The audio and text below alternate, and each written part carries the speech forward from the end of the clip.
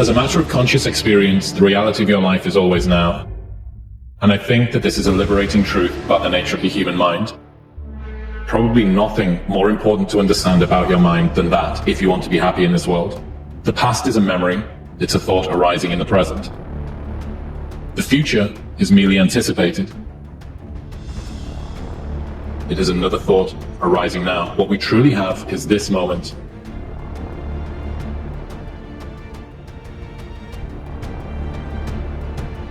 At the end of the day, everything that we do starts and ends with our attitude. How we perform, how we function, how we get along with others, it all starts with attitude. Now, the beautiful thing about attitude is there's only one person that gets to decide our attitude, and that's, of course, ourselves. It's changing the conversation in your own head. It's recognizing your greatness. It's recognizing the great things you were put on this earth to do. It's not the fact that you are unblemished. It's the fact that you are unbothered by that loss. And you go back to the drawing board and find out what does it take to win again. That takes real greatness. You have a rematch clause in your life for a reason. That's why every day is a new day. It's a rematch against everything that has ever defeated you, and you get to go back at it. You don't make it. No one makes it. Every day, you have to be trying to do better. Make sure that you approach life with a learned perspective. You're a better person than you were the day before, and whatever you're trying to do, whatever it is that you're doing, you're trying to do better every day. And that's just that day. The next day, you got to go back to work. You can decide that you're going to stand up to life. You can decide that I'm going to live each day as if it were my last. You have the power to make that decision. You can decide I'm going to work on myself and develop myself. I'm going to empower me. And all of these things that are happening to me right now, they're just temporary inconveniences. They're not stronger than I am. I'm in charge here. Our deepest fear is not that we are inadequate, but that our deepest fear is that we are powerful beyond measure. That it is our light, not our darkness, that most frightens us. And that your playing small does not serve the world. There is nothing enlightened about shrinking so that other people won't feel insecure around you. All of the time that you have spent being humble, being quiet, being meek in the corner of the room has not been noble. It has not been an act of valor. It has been an act of cowardice. Believing that you are not worthy of stepping into the spotlight, that you are not worthy of sharing your voice, of encouraging, of uplifting, of being the example of excellence that may just inspire the person next to you.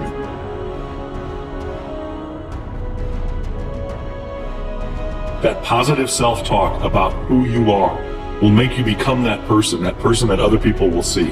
I have to believe that I'm great. I have to believe that I'm capable. I have to believe that I can win. And if I do those things, we can make that happen. The man or woman the arena has been waiting for, and your name is being called and echoed from the foundations of the earth with a plan from God to enable you to win. All you have to do is stay on the fight. It's never been about your record. It's about how much you're counted on. All you have to do is stay in the fight.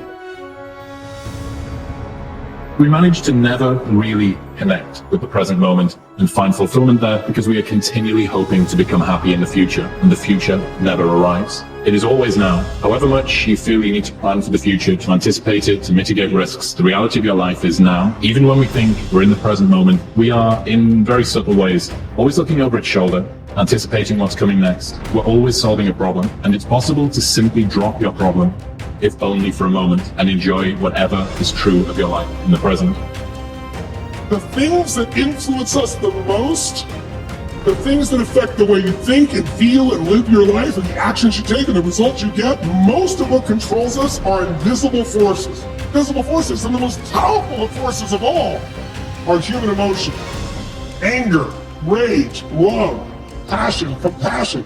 Those will change you more, and they're invisible, but they determine the quality of your life. Overcoming the negative conversation, that inner dialogue that's going on all the time, even when you don't want it to be there. You can't stop yourself right now from thinking. You can't do it. It's going on. And so learning how to empower yourself, part of doing that is standing up to yourself. You got to stand up inside yourself sometimes and say, shut up! That's why you got to learn to make a conscious, deliberate, determined effort to stand up inside yourself.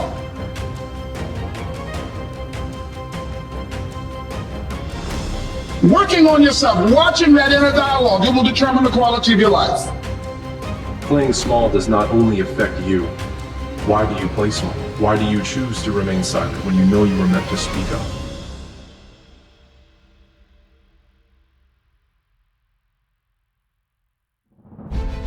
Stop looking at the enemy and thinking that the challenges that you face, that there's a glass ceiling, that there's someone holding you back. And remember that you were born for greatness and that you have a record of all of your own. You've defeated bigger challenges than this. This one just happens to be the newest one. Don't let your fear outweigh your faith. If you can just keep believing, when nothing in you is working, when all your external forces have given way, if you can just manage to somehow keep hoping, just hope. You ain't even really got to believe. All you got to do is hope. Whatever you are, whatever you're doing, do it with everything that you have. Develop the habit of giving more than what you're paid for. Develop the habit of setting standards that others will be measured by. Someone said, do not go where the path may lead, but go where there's no path and leave a trail. There are too many of us that are waiting for right situations to produce. What I'm asking you is, yeah, you went through a hard season, and yeah, another one might be up ahead, but what are you producing in the middle?